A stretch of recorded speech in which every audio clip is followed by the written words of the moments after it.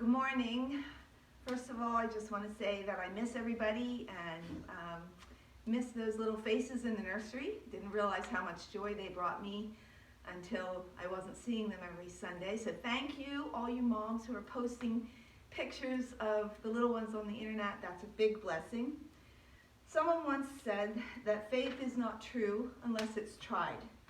None of us could have seen this coming but God. And he picked the Psalms for us this year to go through because he knew that this would be trying times for all of us.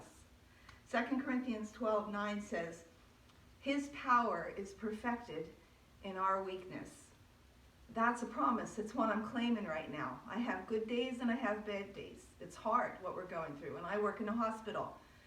So I'm on the front lines every time I show up there, trying to calm doctors and nurses and hang in there until this passes. Initially, we postponed the women's Bible study, thinking this would go away in a couple weeks. But now, I want to encourage you to keep going, even though we can't meet. Use the Psalms as your devotional and ask the Lord to speak to you personally through these Psalms. Stay connected with the girls in your small groups and encourage each other, just like you were doing around those tables on Tuesday. Just do it by phone or Skype or video chat or whatever, anything you can do. Or call each other, the old-fashioned way.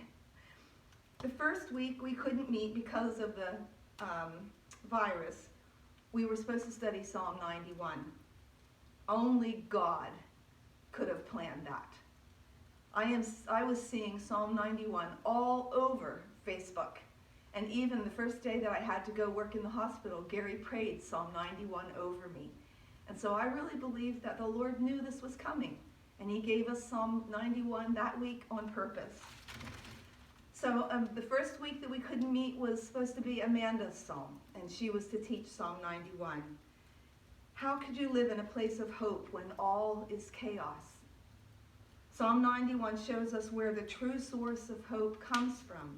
It shows us the power of God, and that if we abide in him, he will bring us protection, hope, peace, and salvation.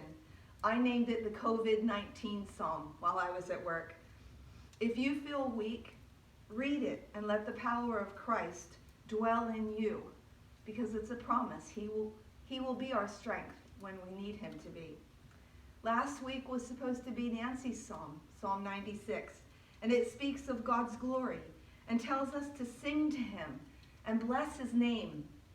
Let the heavens be glad and the earth rejoice. Let the sea roar and all it contains. It calls us to get our eyes off of these circumstances and onto our awesome God, which will just bring peace to all of us. And now this week was supposed to be me.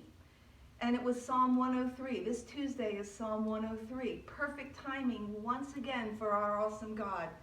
Bless the Lord, O my soul, and forget none of his benefits, all the wonderful things he's done for us, who pardons our iniquities, and listen to this, who heals our diseases.